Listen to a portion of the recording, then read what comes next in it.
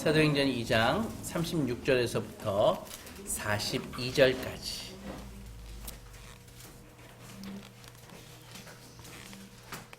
천천히 한 목소리로 읽겠습니다. 시작. 그런즉 이스라엘 온 집은 확실히 알지니 너희가 십자가에 못 박은 이 예수를 하나님이 주와 그리스도가 되게 하셨느니라 하니라. 그들이 이 말을 듣고 마음에 질려 베드로와 다른 사도들에게 물어 이르되 형제들아 우리가 어찌할꼬 하거늘 베드로가 이르되 너희가 회개하여 각각 예수 그리스도의 이름으로 세례를 받고 죄 사함을 받으라. 그리하면 성령을 선물로 받으리니 이 약속은 너희와 너희 자녀와 모든 먼데 사람 곧 주 우리 하나님이 얼마든지 부르시는 자들에게 하신 것이라 하고 또 여러 말로 확증하여 권하여 이르되 너희가 이 패역한 세대에서 구원을 받으라 하니 그 말을 받은 사람들은 세례를 받음에 그날의 신도의 수가 3,000이나 더하더라. 그들이 사도의 가르침을 받아 서로 교제하고 떡을 떼며 오로지 기도하기를 힘쓰니라.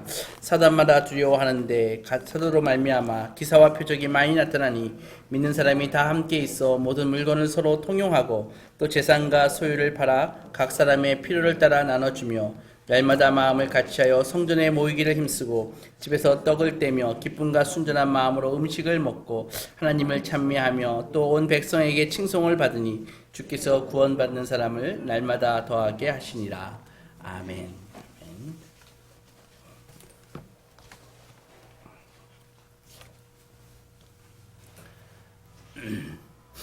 사탄을 성경에서는 공중의 권세 잡은 자라고 얘기를 합니다. 즉 무슨 말이냐 하면은 사탄이 하나님을 배반하고 이 땅에 내려와서 그리고 이 세속사회의 임금으로 왕으로 있다는 것이죠. 그래서 더 구체적으로 말씀드리면 이 세속사회는 사탄의 컨트롤 하에 있다. 이렇게 성경은 얘기하고 있는 것입니다. 하나님은 그냥 이 세상을 그냥 이렇게 사단이 다스리도록 물론 방치하지 않으셨죠. 그래서 하나님은 인간의 모습으로 이 사탄에게 점령당한 이 세상에 오셨는데 왜 오셨을까요? 그래서 우리는 예수께서 이 땅에 오신 주 목적이 고난받고 죽임당하기 위해서 왔다라고 우리는 믿고 있습니다. 참 하나님이 이 땅에 사람의 육을 입고 오셨는데 오신 목적이 뭔가 좀 다스리고 뭔가 지배하고 뭔가 큰 우리가 보기에 정말 이렇게 인기 있는 그런 일을 하시려고 오신 것이 아니라 고난받고 죽임받기 위해서 이 땅에 왔다. 이렇게 성경은 가르치고 있죠. 그래서 기독교 신앙은 예수 그리스도의 이 죽음이 우리로 하여금 하나님과 이 끊어지고 하나님과 이 무너진 이 관계를 다시 회복하고 새롭게 출발하게 해준다. 예수님의 죽음이 우리로 하여금 하나님과 다시 끊어졌었는데 연결되게 해주시고 그 다음에 새 출발하게 해주신다. 이렇게 가르치고 있습니다. 그래서 그리스도의 죽음이 정확하게 어떤 효력을 갖느냐에 대해서는 우리가 완벽하게 이해할 수가 없습니다. 그러나 그리스도의 죽음이 효력을 갖는다는 사실을 우리는 알고 있고 그리고 모든 그리스도인들이 예수님의 죽음이 그 죽음을 우리가 믿을 때 효력이 있다. 이것을 다 믿고 있는 것이죠. 그래서 예수님이 이 땅에 오시고 죽으신 이 십자가에서의 죽으신 이 사건은 정말 이게 아주 우리 표현으로 우주적인 사건이라는 것이죠. 그래서 하늘에서 예수님이 이 지구의 역사를 뚫고 이 땅에 오신 사건입니다. 우리는요, 학교에서 배워서 원자가 있다는 것을 알고 있습니다. 하지만은 원자 속을 들여다본 사람은 아무도 없는 것이죠. 그렇죠? 원자를 눈으로 본 사람이 있나요? 아무도 없습니다. 그래서 그것은 정말 그림으로 이렇게 그리는 것조차도 불가능할 정도로 어려운 일입니다. 그래서 우리가 이 세상을 이루고 있는 이 원자의 세계를 그림으로 그릴 수 없다면은 십자가와 그리스도의 죽음의 의미를 정말 우리가 그림으로 이렇게 나타낼 수 없다는 것은 당연한 것이죠. 그래서 누군가 이 사건을 완벽하게 이해했다라고 얘기하는 것은 사실은 완벽하게 이해하지 못했다는 것을 얘기하고 있는 것입니다. 그렇다면 이렇게 정확하게 이해할 수 없는 이 십자가 사건이 우리에게 무슨 유익이 있냐고 물을 수 있죠. 그러면 우리는 그렇다라고 대답할 수 있습니다. 뭐냐면은 이런 것이죠. 우리가 음식물을 먹을 때 음식물을 먹을 때 그 음식이 정말 어떤 복잡한 과정을 통해서 우리에게 영양분이 되고 힘을 주는지 알 수 없지만은 우리는 음식물을 그냥 받아들이잖아요. 그렇습니다. 받아들이면 우리에게 효과가 있다는 것은 아는 것이죠. 어떻게 구체적으로 화학적으로 생화학적으로 효과가 있는지는 모르지만 음식을 먹으면 우리가 힘이 난다는 건 다 아는 사실입니다. 마찬가지로 예수 그리스도의 이 십자가 사건을 우리가 받아들이기만 하면은 거기에 효력이 있다는 것이죠. 비그런 예로 우리가 이 마이크의 이 복잡한 전자회로를 이해하고 쓰는 건 아니지 않습니까? 믿고 쓰면은 우리가 아름다운 찬양으로 리드하고 우리가 또 기쁘게 찬양을 드릴 수 있는 것을 우리가 그 혜택을 누리는 것일 뿐입니다. 그런 것이죠. 우리는 그리스도가 우리를 위해 죽임을 당했고 그 죽음이 우리의 죄를 씻어주셨고 그리고 그가 죽음으로써 죽음의 세력이 힘을 잃었다라는 사실을 우리는 믿습니다. 이것이 기독교입니다. 그래서 기독교는 참 정말 실제적인 종교라는 것이죠.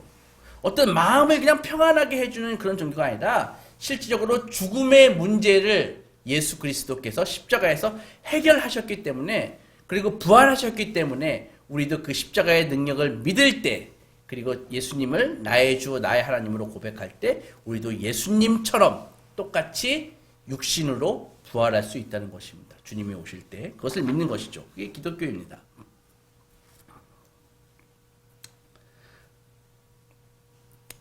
그리스도께서 우리 대신 벌을 받았기 때문에 우리 죄가 사함 받았다. 우리가 다 알고 있는 반대요. 그러면은 이렇게 치부할 수 있습니다. 하나님이 그 죄를 사람들이 다 졌다고 하는데 다 죄인으로 태어났다고 하는데 그냥 한마디 해가지고 너희를 다 용서해 줄게 이렇게 얘기하시면 될 것이지 왜 아무 죄 없는 예수님을 죽이시나 이렇게 생각할 수 있지 않겠습니까? 그렇게 물어볼 수 있죠. 그죠? 왜 우리 대신 예수님을 왜 죽이시나 예수님에게 왜 벌을 주시나 그냥 너희들 다 하나님은 정말 모든 것이시니까 우주의 주인이시니까 다 용서해 줄게 한마디 하시지 왜 죄 없는 예수님이 십자가에 달려서 죽게 하시나 이렇게 생각해 볼 수 있지 않겠습니까? 그런데 우리가요 이 벌을 어떤 재판소에서 이 처벌로 생각하면 그렇게 생각할 수 있는데 그러나 이것이 죄라는 게요 성경의 개념에 의하면 빚의 요소가 있다고요. 돈 빌린 빚. 그래서 이것은 돈 있는 사람이 돈 없는 사람이 진 빚을 대신 갚아준 그런 요소가 있는 것이라고요. 그래서 죄값을 치른다라고 할 때 이거는 처벌의 의미로 보는 대신에 이게 계산을 치른다. 비용을 부담한다. 이런 뜻이 있다는 것이죠. 그래서 우리는 죄를 지을 때마다 하나님께 빚을 지는 것이라고요. 그래서 그 빚을 누군가는 갚아야 되는 것이라고요. 인간이 처한 가장 큰 이 공경은 바로 스스로 내가 하나님과 관계없이 독립적인 존재라고 그렇게 생각하는 것입니다. 다시 말해서 타락한 인간은요 어떤 거냐고 하면은 이게 불완전해가지고 가르쳐주고 알려주고 이런 존재가 아니라 바로 창조주 하나님께 대항해서 칼을 빼든 그런 반역자라는 것이죠. 그래서 우리가 할 일은 칼을 내려놓고 하나님께 반역한 걸 내려놓고 하나님께 항복했다고 얘기하는 것. 그것이 우리가 해야 할 회개라는 것입니다. 여러분들 베네수엘라, 이라크, 이란, 북한의 공통점이 무엇일까요? 베네수엘라, 이란, 이라크, 북한의 공통점이 무엇일까요? 그들이 핵보유를 하려고 벌을 받은 사람들일까요? 아닙니다. 그 나라들의 공통점은 바로 미국에 대항해가지고 대항하는 나라들이죠. 그래서 미국의 경제적이나 군사적으로 제재를 받는 나라들이 베네수엘라, 이라크, 이란, 북한 이런 나라들입니다. 그래서 그들은 군사적으로 경제적으로 미국의 공격을 받고 있는데요. 이것은 선과 악의 문제가 아니라 패권의 문제라고요. 따라서 이렇게 일본같이 2차 세계대전 때 미국하고 한번 싸웠다가 져가지고 바짝 엎드려가지고 지금은 미국이 하라는 대로 다 하는 그런 나라가 있는 반면에 그 팍스 아메리카나라 그러죠. 미국에 의한 평화. 근데 아까 얘기했던 그런 나라들은 미국과 전쟁을 하고 미국에 대항하는 나라들이라고요. 그런데 이렇게 한 20, 30년이 지나 보니까는 공통적으로 미국에 대항해서 미국의 제재를 받은 나라들은 다 살기 힘듭니다. 다 살기 힘듭니다. 근데 반면에 일본처럼 바짝 엎드려가지고 미국에 이렇게 붙어가지고 사는 나라들은 그나마 좀 잘 살게 되고 선진국이 되고 그렇습니다. 우리도 예외는 아니죠. 지금은 사실 미국과 중국이 으르렁거리고 싸우고 있지만은 사실 중국을 세계 무대에 인도한 나라는 미국이라고요. 옛날에 소련하고 미국하고 굉장히 싸운 적이 있었거든요. 그런데 그때 소련에 대항시키기 위해서 중국을 미국이 꼬셔가지고 세계 무역 WTO에 가입도 시켜주고 그 다음에 이 국제적으로 너희가 제조업의 기능을 담당해라. 그래가지고 키워준 나라가 중국이라고요. 그런데 미국이 그때 잘 몰랐죠. 중국이 어느 정도 힘과 경제력이 커지니까 중국에는 기본적으로 그들이 뿌리 깊게 갖고 있는 중화 사상이라는 게 있다고요. 그게 무슨 말이냐면은 중국이 세상의 중심이고 나머지는 다 오랑캐다. 이런 생각을 한다고요. 자기네가 왕초다. 이런 생각을 한다고요. 그렇기 때문에 그 중화 사상이 이제 어느 정도 돈이 있고 군사적으로 힘이 세지니까 이제는 옛날 자기네가 번영을 누렸던 실크로드를 다시 재건한다 그래가지고 1대1로 사업. 그래가지고 세계의 중국 중심으로 막 돈을 통해가지고 그렇게 중심으로 세우지 않습니까? 미국의 패권에 도전하는데 미국이 절대로 봐줄 수 없는 게 두 가지인데 군사적으로 도전하는 것, 그 다음에 달러에 도전하는 것. 미국은 달러 패권을 가져야지 돈을 어마어마하게 인쇄해가지고 마음대로 쓰고 싶은데 이제는 그 달러를 힘을 줄이려고 하는 중국의 시도 때문에 가만히 둘 수 없는 것이죠. 이것이 다 세속적인 나라들의 패권이지만 우리는 그런 것은 아닙니다. 우리 명백한 주인이 있으시죠. 하나님 아니십니까? 그럼 우리는 일단 하나님을 무시하고 산다는 게 하나님께 도전하는 것이라고요. 그게 죄라는 것이죠. 그래서 회개한다는 것은 타락한 인간의 본능 속에 내재된 자기 만족과 자기 의지를 버린다는 것입니다.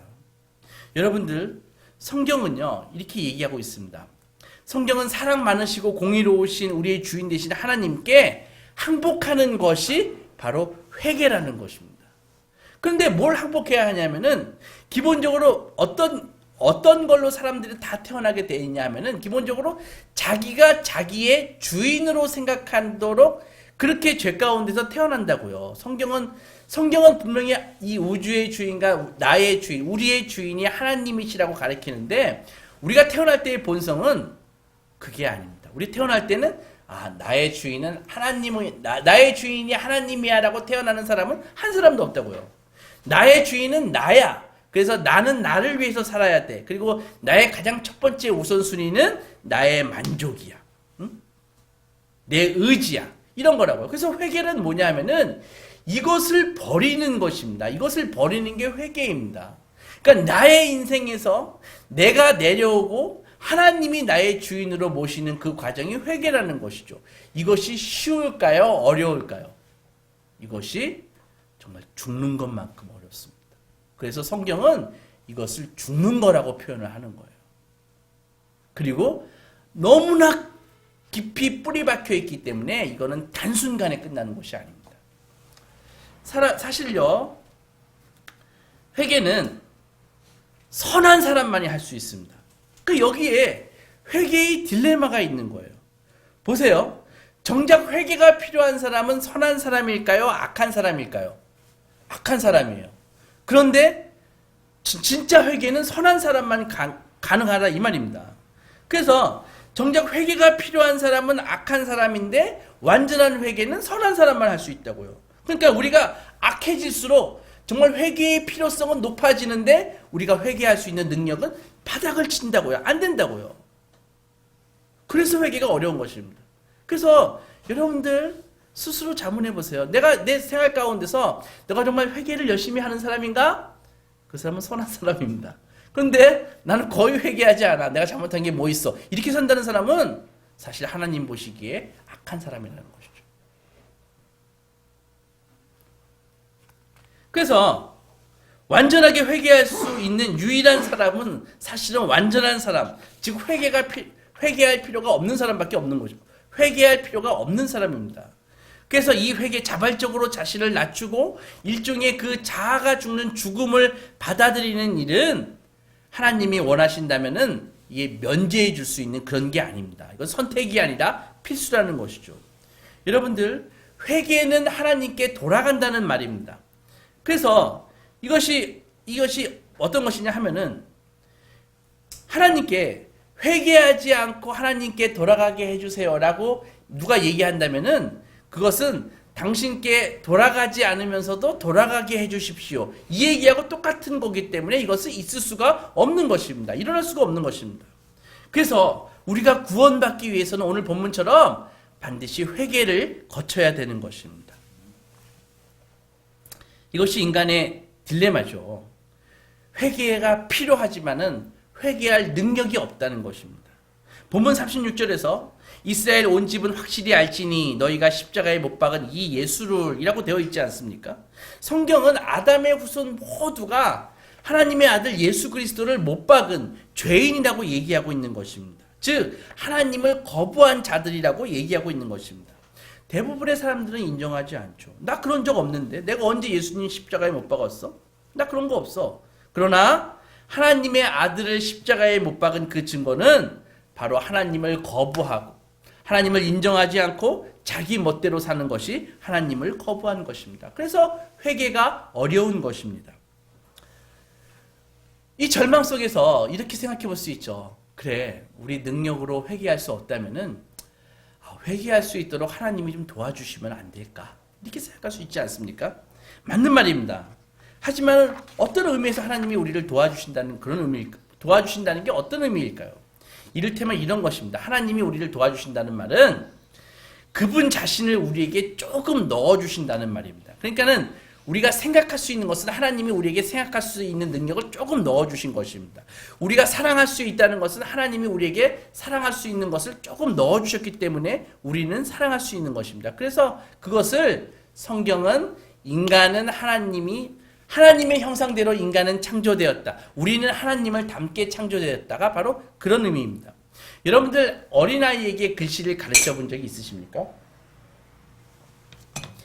꼬마에게 글씨를 가르칠 때 엄마가 손을 탁 붙잡고 기억하면서 이렇게 써줍니다.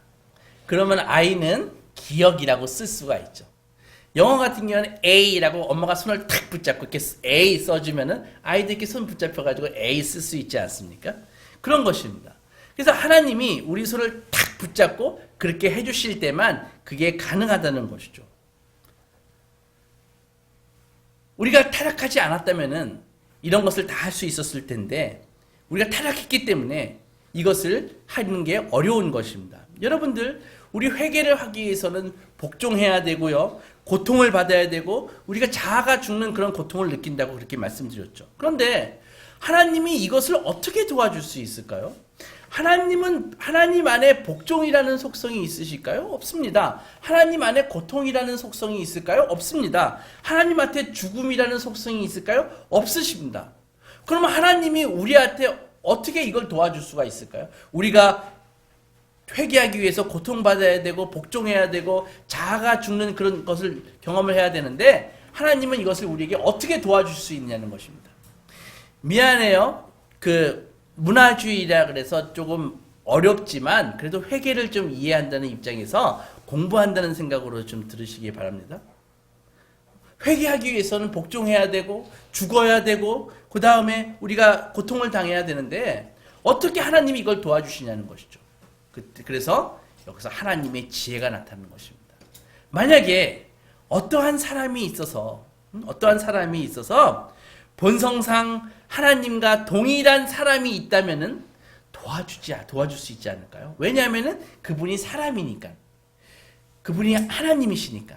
만약에 그 하나님이시면서 사람이신 사람이 있다면은 그분은 우리처럼 고통당할 수 있죠. 눈물 흘릴 수 있죠. 배고플 수 있죠. 죽으실 수 있는 것입니다. 그래서 우리는 그런 존재가 필요한 것이죠. 그래서 그 존재가 누구십니까? 바로 육신을 입으신 하나님이신 것입니다. 그래서 하나님이 이 땅에 오신 이유는, 예수님이 이 땅에 오신 이유는 바로 우리를 도우시기 위해서, 우리를 회개케 하시기 위해서, 우리 대신 죽으시기 위해서 오셨다는 것입니다. 이해가 가시나요? 예, 감사합니다. 감사합니다. 어려운데 우리 은서 똑똑해요. 똑똑합니다. 우리가 이 과정을 거치려면은 하나님이 우리 안에서 이 과정을 거치셔야 되는 것입니다. 그래서 하나님은 인간이 되신 것입니다. 여러분들, 하나님이 갖고 있는 이 지식을 조금 떨어뜨려 주셔야지 우리가 다 이해할 수 있고 생각할 수 있는 것이거든요. 하나님이 죽음을 조금 나눠 주셔야지 우리가 회개라는 죽음을 시도할 수 있는 것입니다. 그래서 하나님이 죽지 않는 날 우리는 그의 죽음을 나누어 가질 수가 없는데, 그래서 하나님이 인간이 되지 않는 한 죽으실 수 없기 때문에 그래서 하나님은 인간으로 오신 것입니다. 이것이 예수님이 우리의 빚을 갚으셨으며 주님으로서는 전혀 겪을 필요가 없는 고통을 우리를 위해 겪으셨다는 말입니다. 우리가 질문할 수 있습니다. 예수께서 예수님은 하나님이시니까 혹시 뭐 쉽게 이렇게 십자가 지실 수 있는 거 아니야? 이렇게 질문할 수 있는 것이죠. 우리는 인간이니까는 이렇게 어렵게 살지만은 하나님이 육신이 되셨으니까 하나님은 엄청난 능력이 있으시니까는 이거 십자가 우리보다 쉽게 지실 수 있는 거 아니야? 이렇게 질문할 수 있죠. 이럴 때 많은 사람들이 이런 질문을 대해서 사실은 뭐라고 얘기할 수 있지만은 이런 것이죠. 물론 예수님이 하나님이시니까는 우리보다 쉽게 고통을 받으실 수도 있었을지도 모르겠습니다. 저는 예수님이 아니라서 모르겠는데 우리는 이렇게 생각해야 되는 것입니다. 하지만은 그가 하나님이셨기 때문에 우리의 구원이 가능하다는 것이죠. 무슨 말인가 하면요, 이런 것입니다. 여러분들 아까 아이들의 손을 붙잡고 글씨를 써준다고 얘기를 했을 때 그는 어른이기 때문에 글씨를 쓰는 법을 아시잖아요. 그래서 글씨를 제대로 쓸 수 있는 거 아닙니까? 만약에 어떤 아기가 왜 어른이 이거 해요? 불공평하네요. 나는 내 친구한테 글씨 배울래요. 그러면은 자기랑 똑같이 글씨를 모르는 사람한테 글씨를 배우려는 것이 가능할까요? 불가능하다는 것이죠. 그래서 우리가 도움을 의지하고 우리가 의지할 분은 우리보다 능력 많으신 분일 때 우리가 의지할 수 있다는 것입니다. 이런 예가 적합할지 모르겠지만은 제가 물에 빠졌어요. 그래서 물에 빠져서 지금 수영도 못하는데 죽을라 그래요. 근데 어떤 사람이 탁 손을 육지에서 내밀어가지고 내 손 잡아라고 딱 얘기했을 때 제가 만약에 이상한 생각을 한다면 불공평하네. 당신은 발 하나를 육지에 두고 있고 손만 뻗으니까 당신은 유리해. 나는 나랑 똑같은 사람에게 도움을 받을 거야 한다면은 나는 물에 빠져 죽고 말 거라는 것이죠. 그래서 도움을 받을 때는 우리보다 뛰어나신 분에게 도움을 받아야 된다는 것이죠. 육신을 갖고 있는. 그래서 우리는 예수님이 필요하다는 것입니다.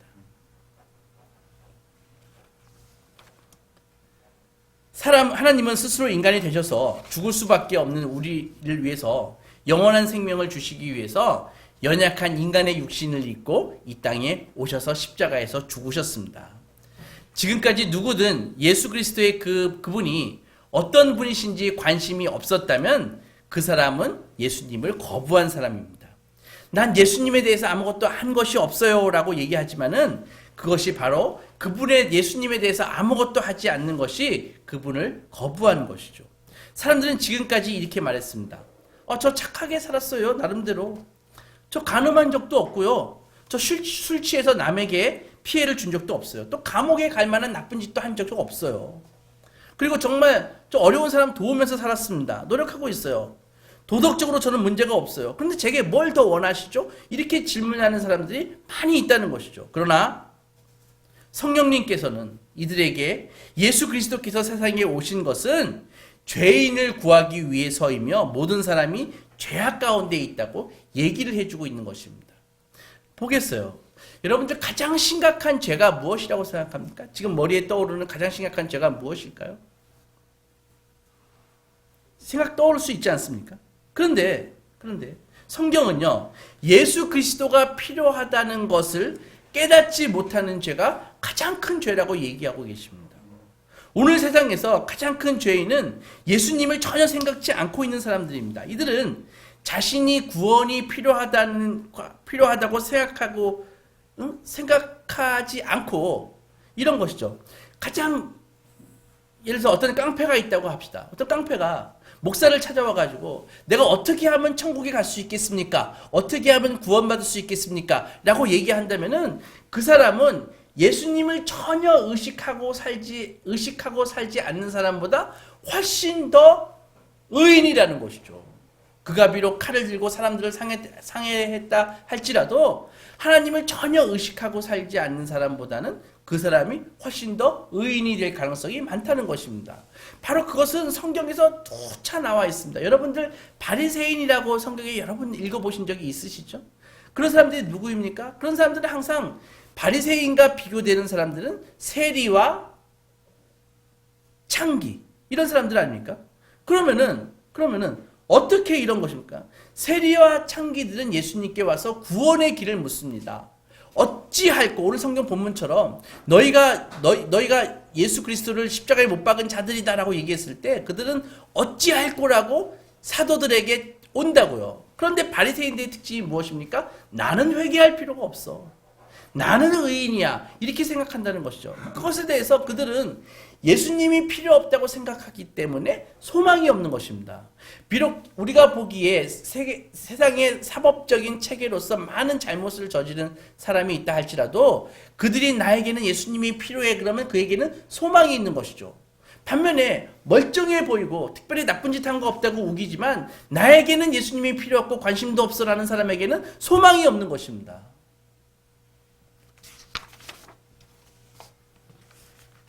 예수님을 영접하지 않는 것은 하나님을 영접하지 않는 것이고 예수님을 거부하는 것은 하나님을 거부하는 것입니다. 베드로는 예수님을 주와 그리스도가 되게 하신 분은 하나님이시라고 분명히 오늘 본문에 얘기하고 있습니다. 그러니까 베드로가 오늘 본문에서 너희의 주인은 예수님이야. 하나님이 예수님을 너의 주인으로 인정하셨어. 너의 주인으로 명령하셨어라고 오늘 본문에 알려주고 있지 않습니까? 그러니까 하나님이 임명한 주인을 우리의 주인으로 인정하지 않는 것이 가장 큰 죄라는 것이죠. 여러분, 우리 모두는 다 순례자들입니다. 우리는 다 시간과 함께 여행을 하면서 우리는 태어나가지고 죽음을 향해서 여행하고 있는 사람들입니다. 우리의 앞에는 시간적인 차이가 좀 있을지 몰라도 우리 앞에는 죽음이 놓여져 있습니다. 어떻게 할까요? 두렵지 않습니까?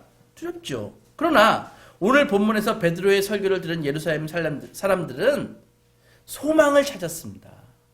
그래서 그들은 어찌할꼬 형제들아 우리가 어찌할꼬 이렇게 얘기를 했다고요. 그러니까 이 질문이 가장 중요한 질문이라는 것이죠. 인생에서 가장 큰 질문은 어찌하면 되겠습니까? 그 질문이라고요. 여러분들이 훌륭하신 이유는 바로 그 질문을 가지고 이 자리에 앉아있기 때문입니다. 목사님 어찌하면 되겠습니까? 예수님 어찌하면 되겠습니까? 그 질문을 갖고 왔기에 여러분에게 소망이 있고 여러분들의 회개가 있고 여러분들의 구원의 길이 열리는 것이죠. 반면에 어찌할꼬 이 질문을 평생 안 하고 살다가는 그냥 그렇게 살다가 지옥 가는 것이죠. 그게 안타까운 거 아닙니까? 그래서 내가 여기에 어떤 동기로 여기에 앉아있던, 내가 정말 가난해서 여기에 왔던, 내가 정말 몸이 아파서 왔던, 내가 정말 영적인 갈급함이 있어서 여기에 왔건 간에 내가 만약에 내 심령 속에서 어찌하면 되겠습니까? 이 질문을 만약에 하고 있다면은 여러분 구원의 문이 여러분 앞에 열려 있는 것입니다. 결론은 하나뿐입니다. 바로 말씀에 순종하는 것입니다. 베드로는 예루살렘 사람들의 질문에 이 어찌할 거라는 이 질문에 이렇게 대답을 했습니다. 회개하라. 그리고 예수님의 이름으로 세례를 받고 죄사함을 받으라. 그리고 성령을 선물로 받으리니. 그래서 어찌할 거라고 진정으로 질문한 사람에 대해서 회개해라. 그리고 세례를 받으면은 성령님이 너희에게 오실 것이다. 너희 마음속에 성령님이 오실 것이다. 그리고 성령님이 오시면 이때부터는 성령님이 말씀하신 대로 순종하며 살아라. 이것이라고. 이것이 그리스도인의 삶인 것입니다. 그래서 항상 체크해야 되는 것이죠. 이게 다 동시에 이루어지는 거기 때문에 나는 지금 회개하는 사람인가? 나의 방향은 지금 하나님께로 되어 있는가? 그것을 점검하세요. 그걸 점령할 때 성령 하나님께서 마음속에 들어오셔서 해야 할 바를 알려주시는 것입니다. 기도해라. 하나님의 말씀을 읽어라. 하나님의 말씀을 전해라. 알려주신다는 것이죠. 그래서 회개는요, 아까도 말씀드렸다시피 주인을 바꾸는 것입니다. 내 주인을 바꾸는 것입니다. 여러분들, 과거부터 지금까지 모든 사람들은 다 우상을 섬기고 있습니다. 어떤 우상을 섬길까요? 혹시 마음속에 우리 집에 무슨 불상 없는데 뭐 이렇게 생각하시는 분 없으시죠? 우리가 섬기는 우상이 무엇입니까? 우리는 돈이라는 우상을 섬깁니다. 참고로 하나님보다 더 귀하게 섬기는 것이 다 우상인데 우리는 돈이라는 우상을 섬깁니다. 그리고 권력이라는 우상을 섬기고요. 자만하고요. 그 다음에 섹스고요. 종족이고요. 군사력 이런 것들이 우리의 우상인 것입니다. 옛날과 지금하고 똑같습니다. 옛날은 그런 것들을 형상을 만들어 놓고 섬길 뿐이고 지금은 눈에 안 보이게 섬기는 것일 뿐이죠. 그래서 회개라는 것은 이러한 우상 숭배로부터 돌아서서 살아계신 참된 하나님께 예배하는 것이 회개인 것입니다. 성경적으로 회심은요, 우리 인간 존재의 모든 범위에서 일어나는 것입니다. 그래서 우리 개인이 회개해야 되고, 우리의 가정이 회개해야 되고, 우리 사회가 회개해야 됩니다. 우리의 경제적인 삶이 회개해야 되고, 우리의 정치도 회개해야 되는 것입니다. 모든 영역에서 회개는 이루어지는 것입니다. 그래서 회개는 이제 하나님과 관련해서 결단을 내리고, 이럴 때, 결단을 내릴 때 성경은 이렇게 얘기하고 있습니다. 회개한 사람의 존재를 고린도전서 5장에서는, 고린도후서 5장에서는 이렇게 얘기하고 있습니다. 누구든 그리스도 안에 있으면 새로운 피조물이다. 새로운 존재다. 내 거울 보면 어제와 오늘이 똑같은 나지만은 나의 이 속은 완전히 다른 존재가 되는 것이다. 회개를 하면은. 그래서 이전 것은 지나갔으니 보라 새 것이 되었도다. 이렇게 새로운 존재가 된다는 것이죠. 그래서 진정한 회개는 우리를 변화시킬 수 있도록 성령님께 우리의 주도권을 내어드리는 것입니다. 하나님께 우리의 주도권을 내어드리는 것입니다. 그래서 전에는 나의 욕심, 나의 욕망대로 행동하다가 이제는 주도권을 하나님께, 성령님께 내어드릴 때 이제는 성령님이 지시하신 대로 우리는 행동하는 것이죠. 많은 사람들이요, 회개는 안 믿는 사람들이 하는 것이라고 생각하는 사람들이 있습니다. 절대 그렇지 않습니다. 안 믿는 사람은 회개할 수 없습니다. 회개는 아까도 말씀드렸다시피 하나님이 자기 것을 조금 나누어 주실 때, 성령님을 통해서 우리에게 좀 나누어 줄 때 회개가 가능한 것입니다. 그래서 회개는 우리의 라이프라는 것이죠. 우리의 생활이라는 것이죠. 그래서 회개하는 생활을 해야 되는 것이죠. 기도할 때마다 우리 오늘 심사님 기도 잘하셨는데 회개하지 않습니까? 회개는 우리의 라이프입니다. 그래서 눈 감으면 일단 회개하십시오. 어떻게 회개합니까? 나의 방향은 지금 하나님과 완벽하게 링크되어 있습니까? 그렇지 못하다면 회개하는 것이죠. 그래서 성경은 회심이요, 우리 신자들이 회개를 하는 것이라고 얘기하고 있습니다. 그래서 죄에 빠진 신자들, 그리고 미적지근한 신앙을 갖고 있는 신자들, 그 다음에 우상숭배에 빠진 신자들, 이런 사람들이 회개를 하는 것이라고 얘기하고 있습니다. 그래서 저를 포함해서 다 회개해야 되는 것입니다. 사랑하는 여러분, 오늘 말씀을 좀 어렵지만은 말씀을 드렸습니다. 이것을 이해하셨다면은 이제는요, 하나님께 회개하고 하나님을 내 삶에서 인정하고 나의 죄를 고백하십시오. 지금까지 우리는 어리석었고 우리는 헛된 것을 자랑하는 사람이었음을 고백하십시오. 그리고 우리는 오만했음을 인정하십시오. 그분께 죄를 지었다는 것을 시인하고 회개란 아무 숨김없이 솔직하게 우리의 죄를 고백하는 것입니다. 하나님의 자비하심과 사랑에 온전히 맡기는 것입니다. 이것이 회개입니다. 그래서 회개는 여호와의 이름을 부르는 것입니다. 요엘서 2장에서 누구든지 여호와의 이름을 부르는 자는 구원을 얻으리로다. 이렇게 얘기하고 있습니다. 그래서 우리가 회개하면서 하나님의 이름을 부르는 순간에 하나님께서는 돌아보시고 미소를 지으시면서 말씀하실 것입니다. 괜찮다. 내가 너를 위해 하나뿐인 나의 아들을 세상에 보냈다. 그를 믿기만 해라. 그가 너와 내 죄를 위해 죽었다는 것을 믿고 그에게 감사해라. 이제 여러분들의 삶을 주님께 드리십시오. 어떤 희생이 따르더라도 자신을 그분께 복종시키고 세례를 받으십시오. 사랑하는 여러분, 이것이 바로 영원한 생명을 얻고 천국을 상속할 수 있는 그리스도인이 되는 방법입니다. 하나님의 자녀, 이 축복 안에 거하는 소망의 성도들이 되시기 주님의 이름으로 축원합니다. 기도하겠습니다.